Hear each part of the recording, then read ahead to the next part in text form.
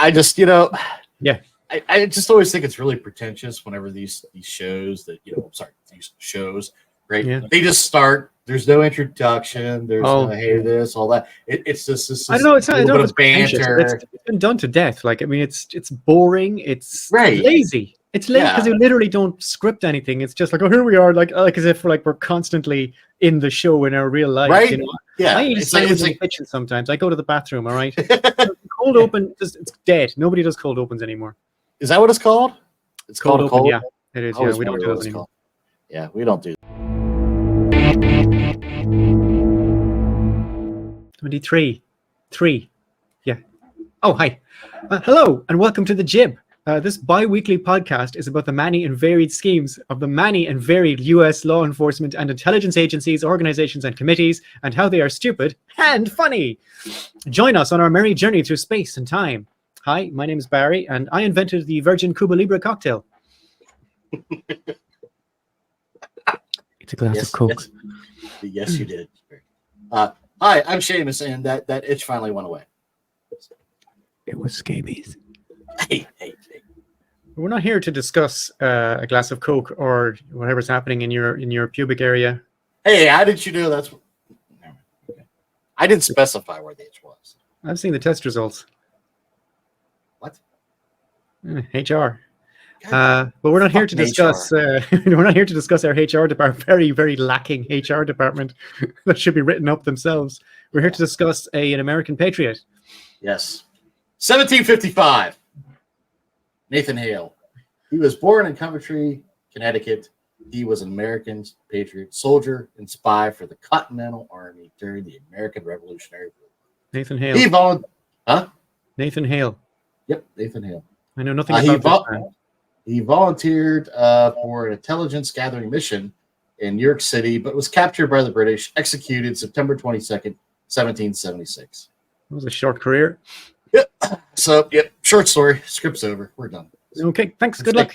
Join us next week. 2 weeks' time, folks. The Jib. But seriously, Barry, we're not here to talk about Dear Nathan. Instead, we're going to talk about or focus on one of his descendants, Daniel Hale. Daniel Hale. Yep. Daniel grew up in Bristol, Virginia, which is across the state line from Bristol, Tennessee. Is it like Kansas? It's the same city. That's what I was thinking too when I read that. Yeah, right. It's pretty cool. Or pretty lazy. I don't know. I go look at it. Efficient. That's it. His family was a hard luck lot. Struggling to get by in Appalachia. Most of his childhood was focused on fire and brimstone church services, country music, and bearing the disapproval of the Bible quoting truck driving father who struggled to keep the family afloat. Just another, Americana. By the time he finished high school, Daniel started to lean further to the left of his family's values. Well, that wouldn't be hard, would it? Right. Where else is there to go? Yeah, it's like he tried to enroll in a regional UVA campus, University of Virginia, and dropped out. He tried. Wait, what's UVA? University of Virginia, is it? Isn't it? Yeah, I know what you mean now. Okay, yeah. I read that wrong. Let's go with that. Anyways, he tried community college, dropped out. Then he met friends on the internet playing World of Warcraft, as one does. World of Warcraft, okay. He moved out to Las Vegas looking for work at a casino, but came up empty. And Daniel's frank assessment, I was kind of a dipshit at the time. We've all been there, Daniel. We've all been there. So he moved back home. He took a job in Fayetteville, North Carolina, selling magazines door to door. There he joined a bunch of kids he described as mostly runaways. The company put them up in a two-a-room in hotels. It was long before Daniel realized that it was a scam he signed up for. He swallowed his pill. Goddamn. Swallowed his pride. Maybe you should read the script. Swallowed his pride and asked his dad for a ride back home. God damn, that must have been a long ride. Back at Bristol again, now age 21, with no real prospects or skills, things between Daniel and his dad quickly went south. He ends up getting into a fight and becomes physical with his father. Yeah. He eventually leaves home.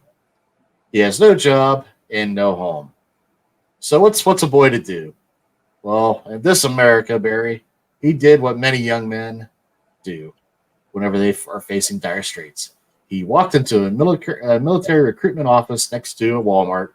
If you go to Walmart, you'll find one. Trust me. and he joined the Air Force. You can get everything in that place, huh? Yeah, right? Yeah. All convenient. Daniel convinced himself that even though he was a leftist and wasn't pro-military, that things would be different for him. Oh, you know what? I'm terrible. Now we're getting him in the military. Oh, there he is. That's our boy. He convinced them that he convinced himself things would be different now for him and America. There was a new president who made promises about closing Guantanamo Bay and end the forever war.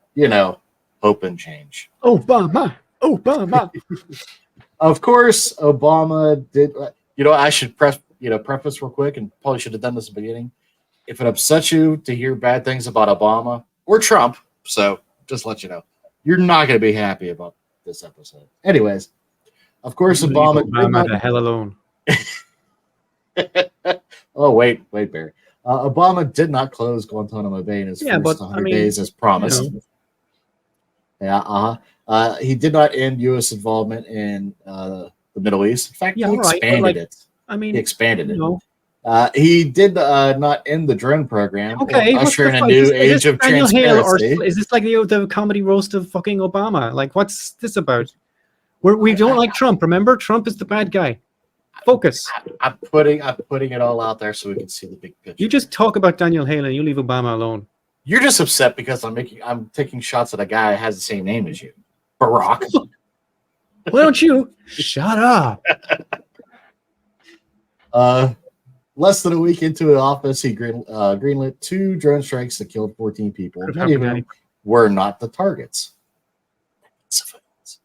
Obama increased the attacks. At the first strikes, the strikes have been limited to Al Qaeda and associated forces, with the term associated forces morphing into a catch-all of sorts. One way to expand this was to justify strikes against tribal enemies of various governments that the U.S. was supporting. Soon, Obama's drone squad would go on to target not just high-ranking members of various organizations, but low-level members as well. And parts of Pakistan, locals had stopped drinking Lipton tea out of fears that the tea bags were homing devices used by the CIA to lure in attack drones. I stopped drinking Lipton tea for a completely unrelated reason. I just want to let you know. Okay. This. Well, given what we've already said about the CIA, you can see why. Although it's bullshit, you can see why people would come up with that kind of thing. Right? Yeah. But that's not, I think we need to hear about the top 10. Oh, is it time for us? It says top 10. Yeah, these are the top 10 Obama disappointments. I'm just getting into the groove. Okay, at the top, despite promises to shut it down, Guantanamo Bay's rendition and torture center remains open today. Obama also continues the CIA's policy of extraordinary rendition, which keeps it busy. Next, number 9, his State Department materially supported the 2009 coup in Honduras against Zelaya. 8, the Affordable Care Act did little to introduce competition or savings into the healthcare market, and in some cases institutionalized the oppressive system by imposing it. Yep.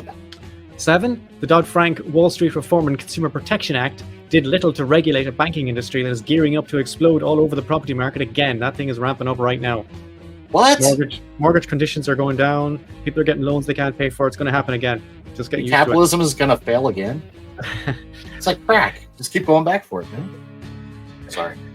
If only there was a solution. Number 6, Obama did almost nothing to combat climate change. Number 5, Obama did nothing. Did he sign something like a paper? Or almost nothing to combat climate change. Oh, okay. Was that paper renewable? I don't know. Number 5, Obama did nothing to substantially address police brutality, the prison industrial complex, or racism in the criminal justice system, which continues to be a major problem. He had a beer with a cob. Isn't that enough? You don't remember the beer summit? Jesus, Barry. Now I'm defending him. What the hell? At number 4, Obama further eroded civil liberties of Americans by expanding various NSA surveillance programs. Propaganda, not real. Number 3, Obama dramatically ramped up US presence in Afghanistan from 30,000 to more than 100,000 by 2011. Yeah. Number 2, his government actively campaigned in Haiti on behalf of companies like Hanes and Levi's clothing companies to maintain a minimum wage at 30 cents an hour in Haiti. But he sort of apologized for Did he? that. So, sort of. So Did you have a drink with a clothing factory worker? Exactly. Yeah, okay. And number 1, Obama's Justice Department decided that some massive banking corporations were too big to jail and happily bailed out Wall Street to the tune of trillions of dollars. And trillions of taxpayer dollars, meaning if you're American and you're watching this, you paid for it. Those are the top 10 Obama disappointments. And now we can go back to talking about Daniel Hale and leave Obama alone. We can never mention Obama again in this podcast. Yeah, it's going to be clear sailing from here. Okay, good. Right. No more about Obama. It's about Daniel Hale, right? Right. By now, Daniel saw Obama as a What did I just say? Are you hard to... Just a complete fraud who would uphold the worst policies of his predecessor. In 2010, something else in the world had begun to change. While he was being trained at the Defense Language Institute, one day an officer came into Daniel's classroom and told them not to search for a relatively benign term known as WikiLeaks. So the guy just walked in and said, "Do not search for WikiLeaks." Yep. That's got some serious Politburo energy, doesn't it? Yeah, I mean, what do you do? What do you do then, right? You immediately That's the first thing. And how do you spell this thing I'm not supposed to? If they were to do so, they would lose their security clearance because Julian Assange had leaked footage of American soldiers shooting an unarmed civilian. During the shooting, two children were killed. On the video, one of the soldiers can clearly being heard saying, "Well, it's their fault for bringing their kids into battle." The old IDF excuse. You have to kill these children. It's terrible the way the Palestinians keep bringing their kids into the battles, isn't it? Yeah, what the fuck, man? You know, it's just like, whenever you go into somebody's backyard, you would think that they'd move their kids out of the way when the soldiers are there. Just don't know. In 2012, Daniel was 25 and he was signed to the Joint Special Operations Command. Jason. Given his deployment papers, he was sent to Bagram Air Force Base in Afghanistan to work as a signal intelligence analyst. Bagram was a key part of the kill chain, but later. The kill chain. The kill chain. Yep. Okay, and you're just going to leave that for later. Yeah, you're not going to go into that now. Yep. Okay. Daniel's job was just mention it, throw it out there. Drop that in. Yep. Daniel's job was as a signal analysis was to direct a drone from wherever it was. There we go. To the location of the cell phone number in which the military had an interest. To explain how this works, yes, please. On each drone there is a box. This box pretends to be a cell phone tower, and cell phones of targets would communicate with it, right? Because that's what your phone does. It's constantly looking for, from the computer, he turned on the box, and the drone would search for the cell phone data. He loaded the box with information for people the military was thinking about tracking. He tweaked the settings to try to lock on it, and when he was done, he told someone by chat, and the person focused on the camera. It was out of his hands at that point, but he could, if he wished, watch the missile in a fraction of a second with a force that shatters concrete, incinerate a group of men. So, good times, man. Oops, sorry. Yeah, that was not part of my cell phone plan. Right? You didn't want a Predator drone to come in? No, I pay $20 a month on 3, and they give me unlimited data, but they don't hand my details over to the CIA to have me blown up with a Predator drone. Sure they don't. I imagine that would cost extra. I'm sure that there's a plan. T-Mobile has a plan. T-Mobile has a predator. Maybe that should have been who we got for the ad, right? We wouldn't have to do the Obama top 10. Man. Oh, it's always afterwards. We think of these. It's all good. Yeah. Just after his arrival, Hale witnessed for the first time That would have been good. what that looked like. A suspected member of the Taliban had gathered with others in the early mornings to drink tea.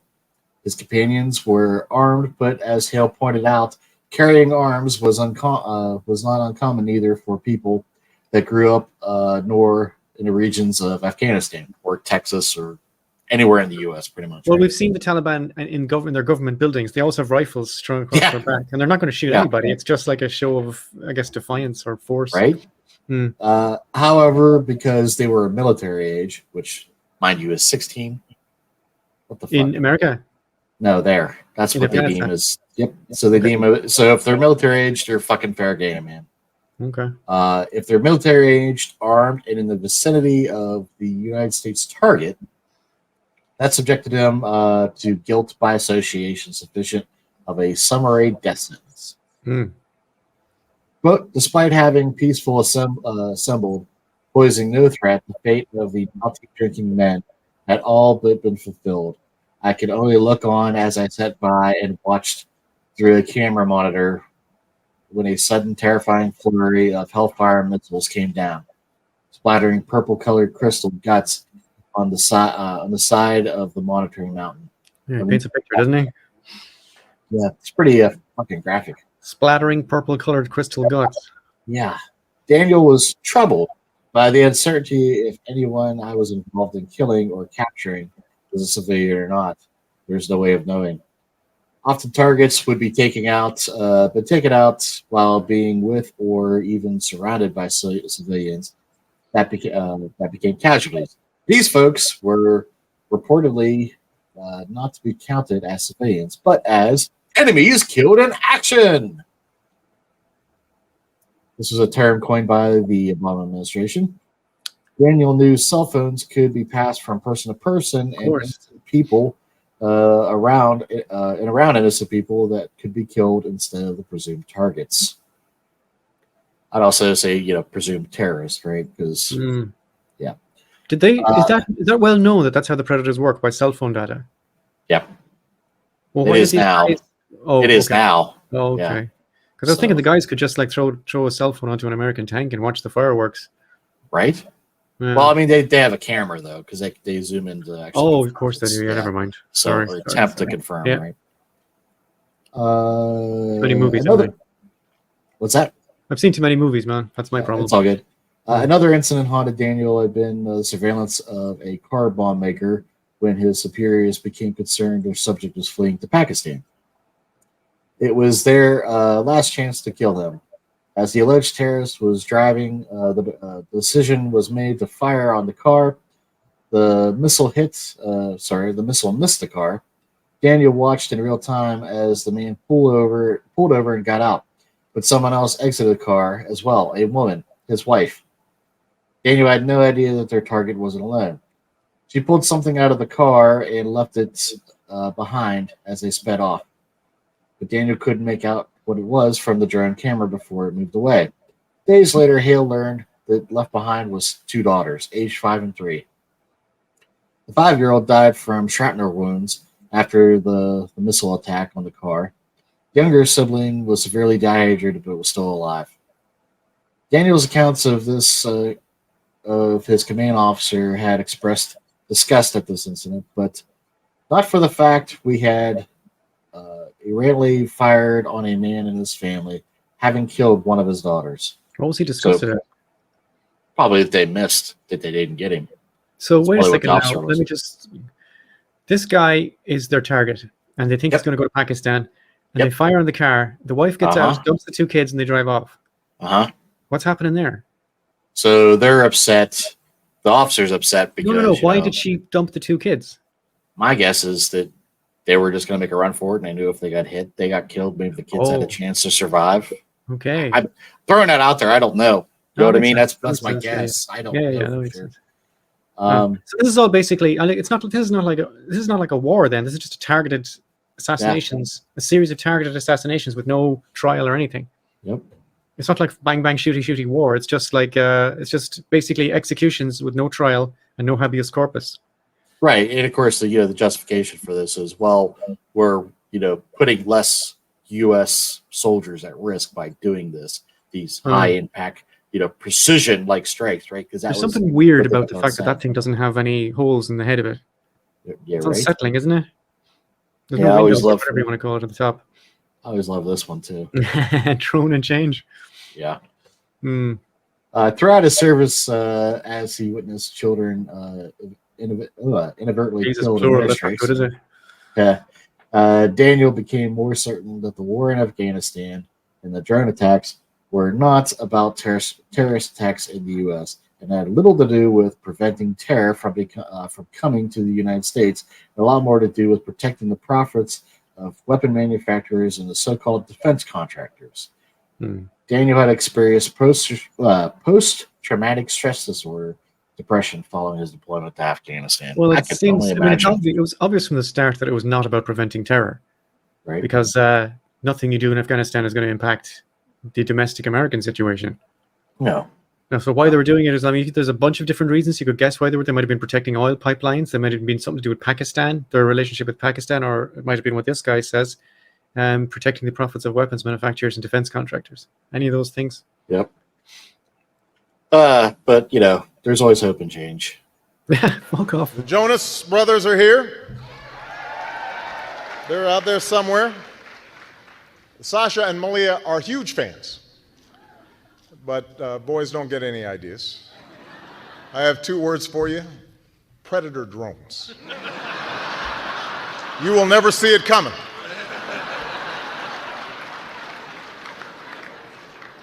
You think I'm joking?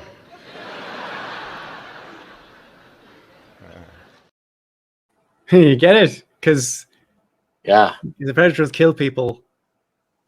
You get it? He's so funny. He is, yeah. Obama authorized approximately 542 drone strikes that killed an estimated 3,797 people. As he reportedly told senior aides in 2011, turns out I'm really good at killing people. Didn't know that was going to be a strong suit of mine. After some backlash in 2013, Obama, the 2009 Nobel Peace Prize winner, assured Americans the drone program was fine, as nearly certainty, and was taking the civilians would not be killed in a strike, and only someone who was an imminent threat. It would be a target with lethal force. Yeah, but in his defense, when he got the Nobel Peace Prize, he did himself say he didn't know why he got it. That's fair enough. This is true. I still don't understand it. I still don't get it, no. Yeah. Maybe it's all that hope and change. Yeah. A lot of hope. Change. Yeah. I also remember whenever they killed American and his son that was like 15 or 16, and it was, he should have picked a better dad. Good stuff. Yeah. He's such a good speaker. Also around this time, 2013, Daniel leaves the military. He takes a job as a contractor for the National Geospatial Intelligence Agency. Yeah, let's go with that. Yeah. At NGA, which was a small company that focuses on mapping. Apparently, they didn't realize Google Maps was a thing. Daniel now has access to classified information. He did classic, right? The jib phrase. Yeah. In many of our shows, the phrase now has access to classified information occurs. Yeah. While he works at the NGA, some fellow employees invite him to go out after work. Then his workmates decide to throw an after work watch archive footage party, right? And they decided they're going to watch drone strikes for their own amusement. Daniel saw this as a form of war porn. Well, this upset him to his core. He realized he had to do something. You see, but CNN used to broadcast those kind of, at the time they were called smart missiles, and now they're called guided strikes or something. But on Kuwait and Iraq and so on, they showed the airplanes blowing up people in Iraq, and it was like we were watching it on television. It was almost like you're playing a computer game or watching somebody on a Twitch stream. That's death porn. Yeah. It's horrific. And you're kind of going, and yeah, bam, yay. No, not yay. Stop. But they're always like that. They're always like that in the media. I mean, if you go back through the New York Times, right? The freaking paper of whatever, which is just atrocious. It's always been on the side of war, always rattling the chains for fucking war. And then whenever Trump threw some missiles or whatever in Syria, you remember Brian Williams practically having an orgasm. Go into greater detail. We see these beautiful pictures at night from the decks of these two U.S. Navy vessels in the Eastern Mediterranean. I am tempted to quote the great Leonard Cohen, "I'm guided by the beauty of our weapons." And they are beautiful pictures of fearsome armaments making what is for them a brief flight over to this airfield. What did they hit? What are you convinced? It's like, what the fuck is wrong with you, dude? When you're watching it's all these the fucking same. Yeah. A few people laughed, a few people cried, and most were silent. Yeah. Anyway, sorry, everybody. I'm bringing it down now. Right? Yeah. I'm bringing episode. No. I'm bringing the episode about drone strikes down. Sorry. Yeah. Tell me more about the children that exploded. He started speaking out against. That's Nathan or Daniel. That's the same guy as the soldier. Yep. Okay, except now he's wearing a kufiya. Yep. So now you know he's serious. Yeah, now you know he's. He started speaking out against U.S. drone policy. He met with journalist Jeremy Scahill at a bookstore in D.C., where Scahill was talking about his book "Dirty Wars: The World as a Battlefield." The same year, Daniel appeared on the stage alongside Scahill at another book event, talking shite about the drones, right? Daniel would soon take part in a documentary called National Bird, which I recommend. National Bird. Yep, it's not just it's on Amazon Prime right now. Not that I would push Amazon, but you know what I mean. Might be able to get it free elsewhere, so try that. Why is it called National Bird? Because the drone's our new bird, national bird, Bubba. The national bird of America is the drone. Yeah. Okay. Daniel and other whistleblowers speak out about the drone program. But during this filming in 2014, Daniel's home is suddenly raided by the FBI, acting under the color of an active espionage activist investigation. Daniel believes that he has been targeted now for his involvement in political activity. No, that's not like the FBI, is it? No, not at all. It'd never do that.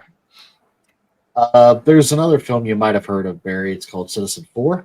I have not heard of this. Citizen 4, you call it? Yep. It was released in the fall of that year. The film focuses on whistleblower Edward Snowden. The Europeans, fall means autumn. Yeah. Focuses on whistleblower Edward Snowden. The film, there's an exchange between journalists Glenn Greenwald and Snowden. Greenwald tells Snowden about a news source that's come forward and hands Snowden a piece of paper visible only to Snowden. Quote, that's really dangerous. On the source's side, do they know how to take care of themselves? Greenwald, there's a chart that goes like this. It's shaped like this. And we now know, end quote, we now know that Greenwald draws a little squares pointing diagonal up the page to the top and writes POTUS, as in President of the United States. For those. He's in charge of the drone program. Hey. Another piece of paper, Greenwald writes, there are 1.2 million people on various stages of their watch list. 1.2 million? Yep.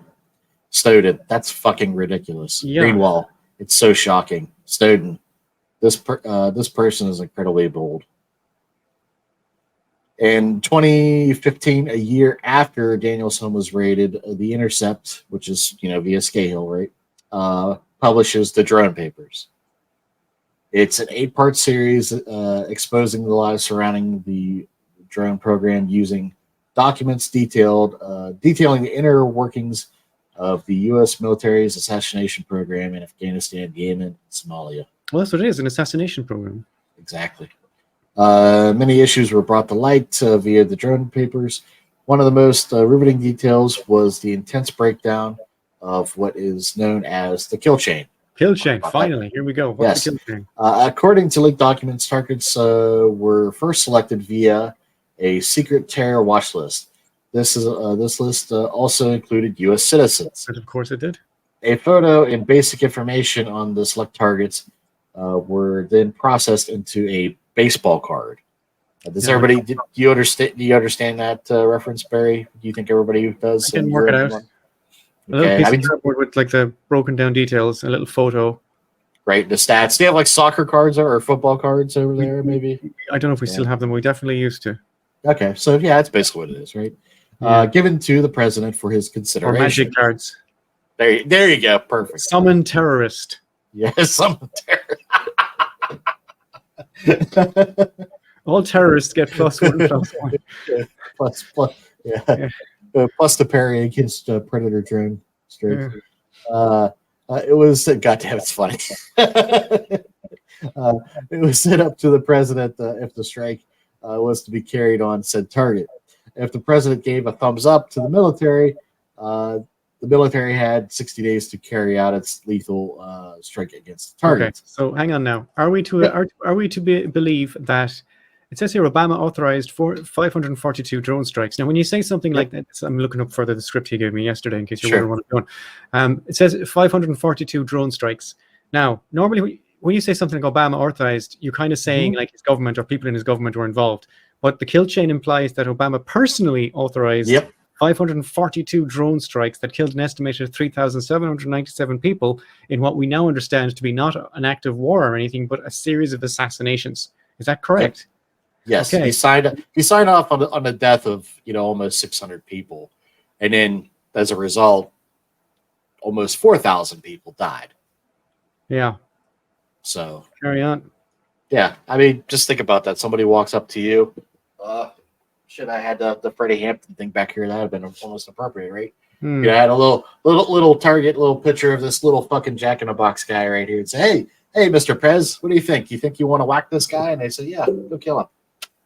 And he did that, almost 600 times. Wow. I mean, after he did one, I was going to say that. The first one is probably like, I don't know about this. Yeah. How would you be okay with that? When he's like, yes, yip, like going through yip. No, not that guy. Yip. He looks like Jerry Seinfeld. Do not kill him. So yeah. Is that what was the threshold? When did he decide? Obviously, he wasn't caring about I guess women and children. At some point, he's relying on intelligence services to tell him these things. Oh, it's just fucking terrible.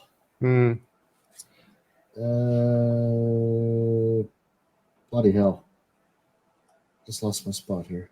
Sorry, that's me. I did that. That's okay. No. It's good. Okay. Speaking about these assassinations, whereas the White House so often referred to them as targeted killings, Daniel is anonymously quoted in the article saying, it requires an enormous amount of faith in technology that you're using. There are countless incidents where I have come across intelligence that was faulty. There's another jib catchphrase. Yep. Instances where the intelligence was faulty.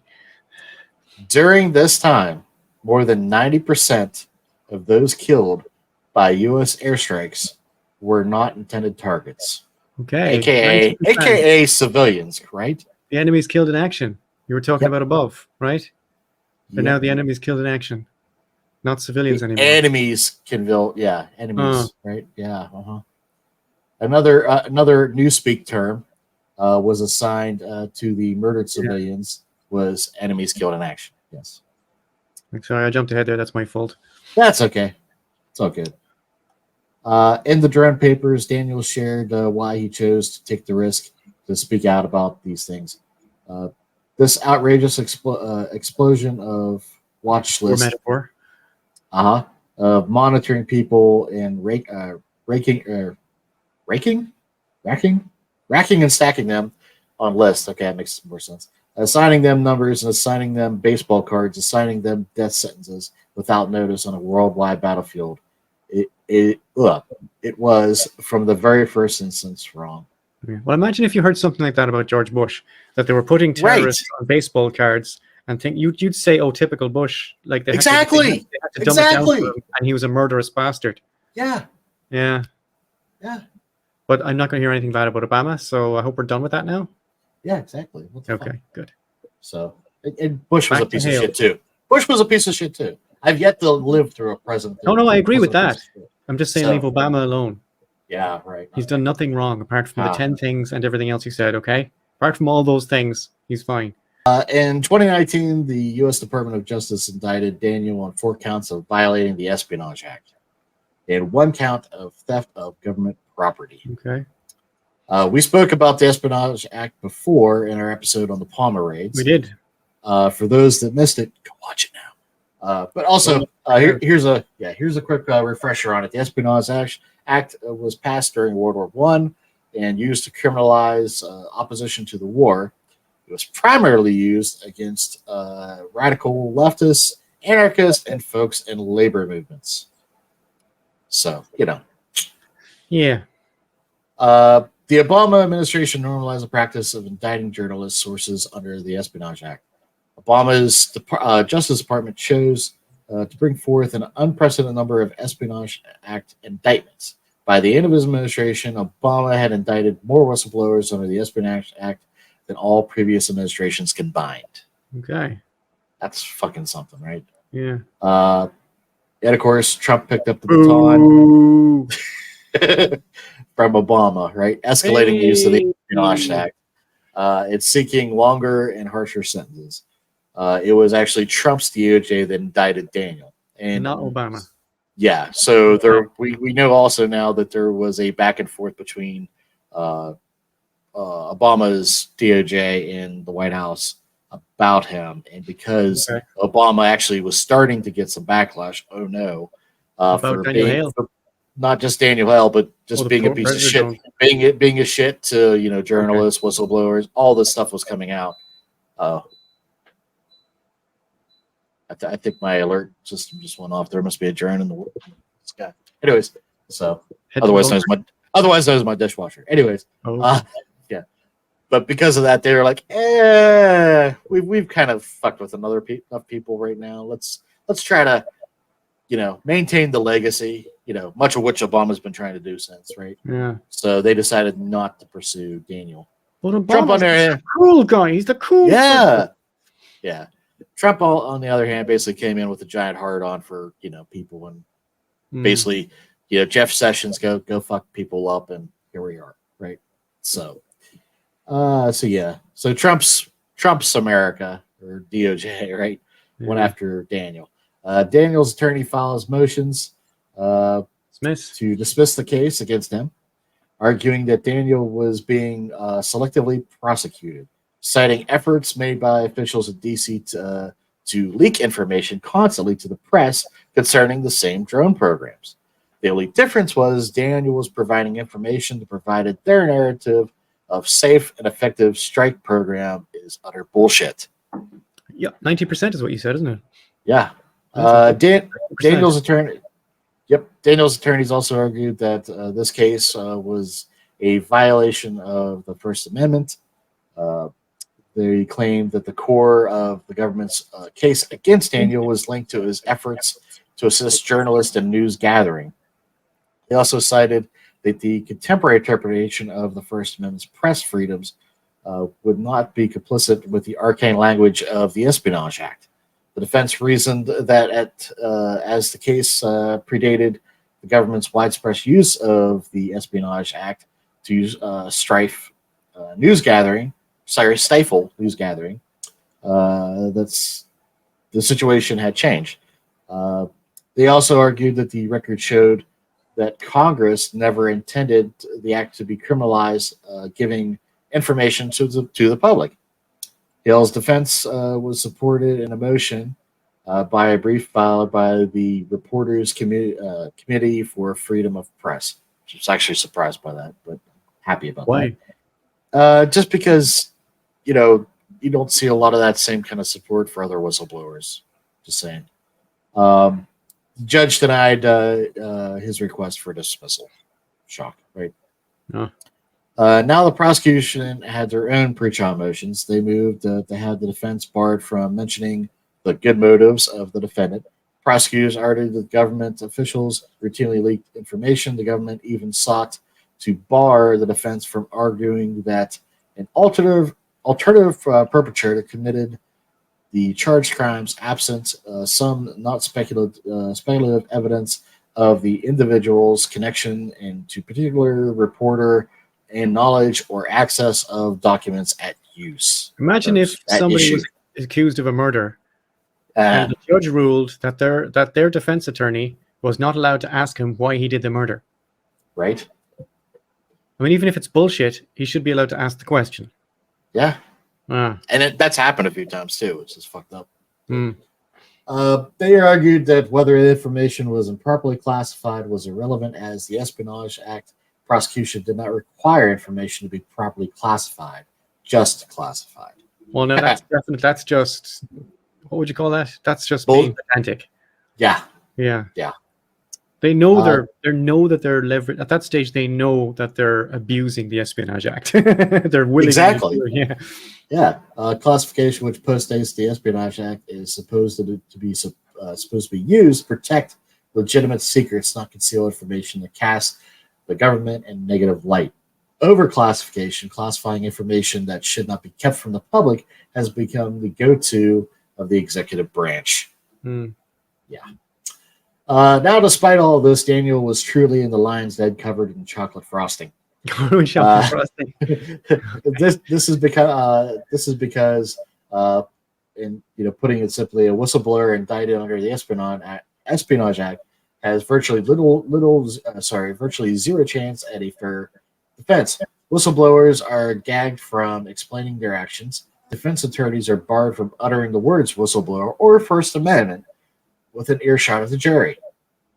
Since all matters for sustaining a conviction is that a defense gave classified information to someone not entitled to receive them, all the jury is allowed to hear. My God, imagine ruling that you're not allowed to mention the Constitution.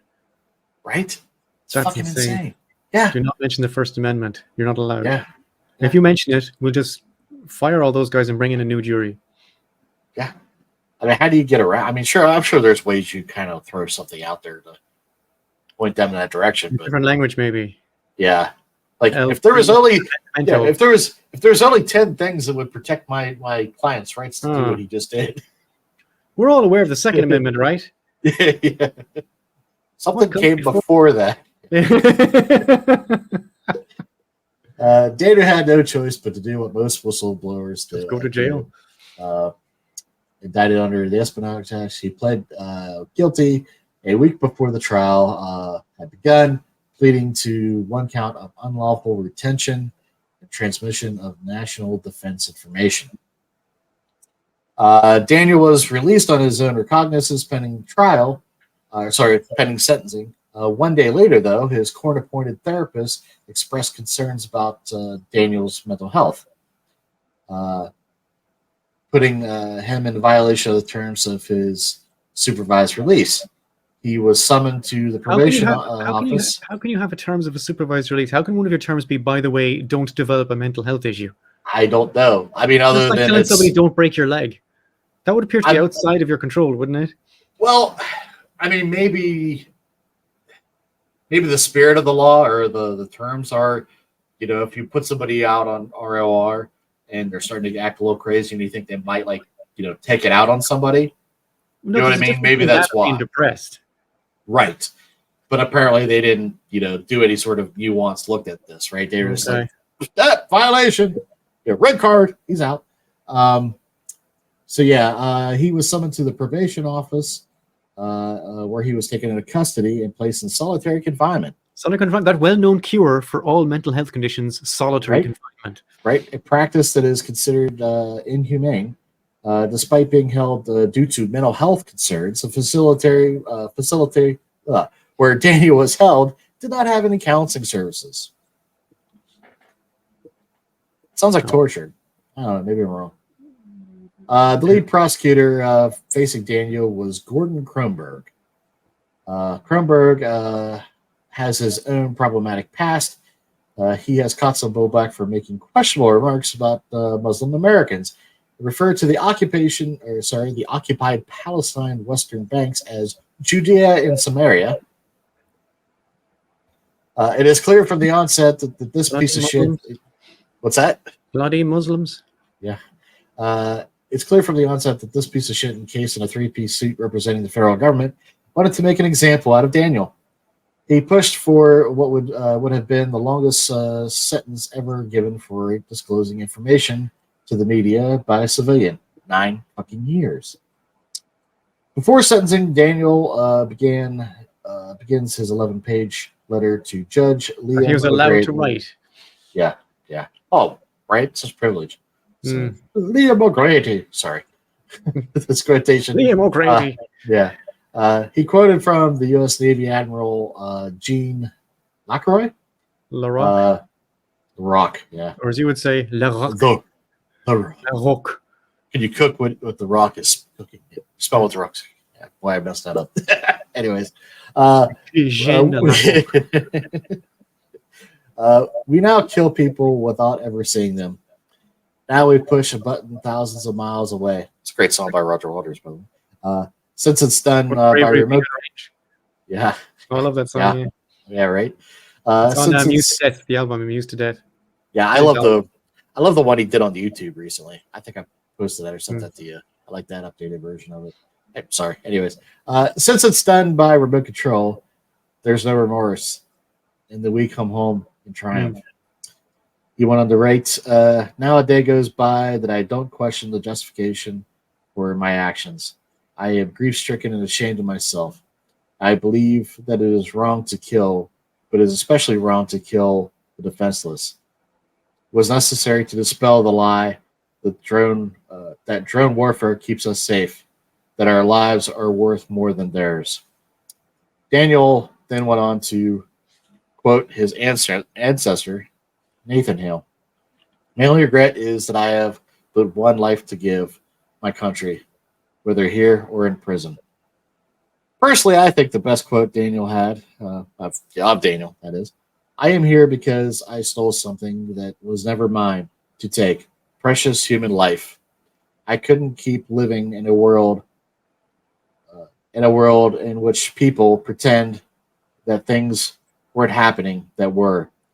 Please, Your Honor, forgive me for taking papers instead of human life. It's fucking brilliant. On July 27th, 2021, citing the need to deter others from disclosing government secrets, U.S. District Judge Liam O'Grady sentenced Hale to 45 months in prison for violating the Espionage Act of 1917. You're not being prosecuted for speaking out about the drone program killing innocent people. You could have been a whistleblower without taking any of these documents. Okay. So Daniel was sentenced to 45 months in prison. In August 2021, he received the Sam Adams Award for Integrity and Intelligence. Felt like, okay, my copy left out what the rest of that said. It says, my script that you gave me yesterday says, in August 2021, he received the Sam Adams Award for Integrity Intelligence, eponymously named for a Vietnam War-era whistleblower for performing a vital public service at a great personal cost, imprisonment for truth-telling. Thank you. I don't know what happened to the rest of it. Sorry. Thank you, Barry. Later that month, U.S. Representative Ilya Omar wrote to President Biden requesting a full pardon and commuting of sentence for Daniel. Biden refused to do so. He is scheduled to release from a Marion United States Penitentiary in Illinois on the 5th of July, 2024. He's in jail right now. Yep, he's still in jail. And that's the story of Daniel fucking Hale. Which is not over yet. When he gets out, do you think he's going to shut up? I hope not. Well, I think he's going to keep talking. I hope so. Yeah, we need more Daniel Hales. Yeah, exactly. Yeah. So, is that all we have on Daniel Hale? Yep. Then I guess we are ready for What's the News. The what? The news. What's the news?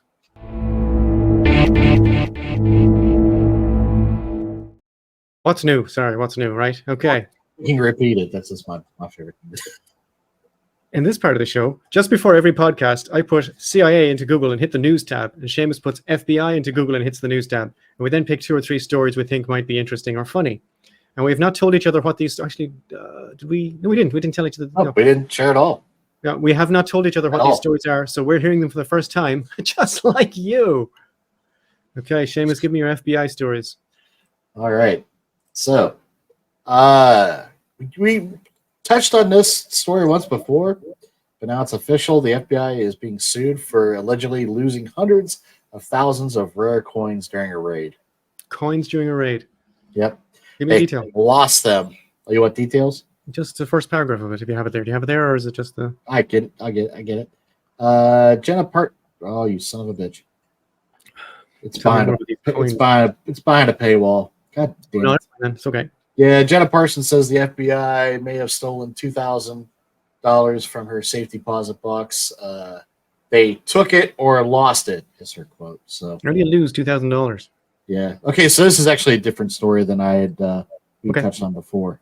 So yeah, that's that story. Cool. Sorry.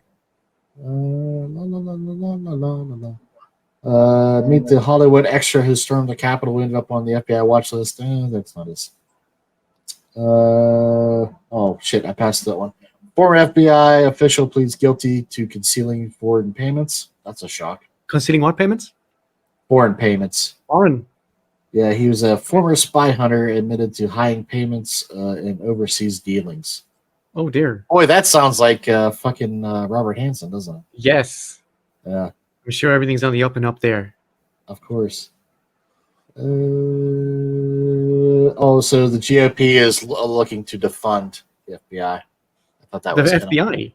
I think they'd like those guys, right? They're supposed to be law and order, aren't they? Always on the law and order side, right? Yeah. Jesus Christ. So there's a shady ex-FBI agent, John Zip Connolly. Apparently, is going to medical parole is in jeopardy. He's trying to get out of prison. Okay. All right. Yeah. So that's really about it. Okay. Yeah. Everything else is not as interesting, I would say. Here are my CIA links. The first one is a twofer. It's 2 stories about the same thing, some time apart. One is a panel finds torture made a 9/11 defendant psychotic. A judge will rule whether he can stand trial. And then the next one is 9/11 defendant mentally unfit to stand trial after CIA torture. Judge rules. The man suspected of plotting 9/11 will not stand trial as torture in CIA custody has left him delusional and psychotic. A judge ruled. Ramzi bin al-Shib is one of 5 men who were due to be jointly prosecuted for their alleged roles in the U.S. attacks on the 11th of September 2001. However, has been deemed ineligible for a death penalty trial because CIA drove him mad, basically. Shocking. Another one is the Animal Farm adaptation that was funded by the CIA. There's nothing quite like sitting down on a Saturday night and blah, blah, blah. One thing you know you're getting with such filmmakers is an untainted vision, uncompromised by outside pressures from social groups, politicians, and the CIA, right? Skippity, skippity, skippity. And it's the which one is it? 1954 movie was funded by the CIA. No shit. Was it straight up Animal Farm, or was it like pretending? It's a cartoon, I think. Okay. Yeah, it's the cartoon. You've probably seen it. Okay. The cartoon. I've not watched it, but I'm aware of it. Let's put it that way. That's wild. And the other one is neither confirm nor deny. This is from the LA Times. Neither confirm nor deny review. A nuclear sub is missing. What? Yes, the Argo meets Raise the Titanic. Is this the Hunt for October all over again? Something like that. The Argo meets Raise the Titanic story of the expensive 6-year-long classified endeavor known as Project Azorian is briskly recounted in the documentary Neither Confirm Nor Deny. Named for the classically winking and obfuscating CIA response to questions about its operations, the title is part of this history too, and that it became PR boilerplate for the agency as a direct result of the operation making its way into the headlines. When did this supposedly occur? 1975, I think. Okay, so maybe it was what the Los Angeles Times first reported on this in 1975. So yeah, so maybe that is what. Yeah, so maybe that is what that Tom Clancy based on. Maybe. Maybe. But it's a fun read if you want to check it out. It's on the LA Times and it's called Neither Confirm Nor Deny Review. Well, we So just might- lost. might give you links. Just lost a jet. Did you hear about that? I did, and because Yeah. the jet was programmed to fly under the radar, they couldn't find it. Yeah. That's Yeah, brilliant. Fucking great. Yep. That is fantastic. That's the good stuff right there. Yeah, multi-million-dollar piece of military. Just. Did they find lost. it eventually, or is it still up there? I thought they found it. I Oh, might have okay. misread it. Buried into the side of a mountain somewhere, hopefully, and not buried into the Eiffel Tower. Right. America. So you got anything else from the CIA? That's it, man. I just got 3 links. Okay. Hey, before I should have threw this up here before. Too. That's Daniel before his sentencing. It's got a cat. Yep, it's a cat. How do you He not does know look what like a cat is? veteran. He has that veteran chic look of the kind of very kind of gray-green shirt, open. Yeah. That's a very veteran look. So I'm gonna include in the links. There's a just like with Leonard Peltier. There's a activist trying to help him. Oh, Also, in that site, you'll find a lot of the sources that I used to compile this. I think I had that same couch in America. Did you really? Yeah, I think so. Yeah, Yeah. Okay. Awesome. the cat's different though. The cat was different. Not so Definitely had that haircut. I can see you. I think I've seen you with that haircut. haven't I? Probably, yeah. No. Give it No, another few no. months and you'll see it again. Okay. All right. Alrighty, folks. That's the show. But hey, I'm not telling you what to do about Daniel Hale. You can tell us all the fuck off if we're wrong. Do so in the comments below. Yeah. And we will see you in 2 weeks. Bye, everybody.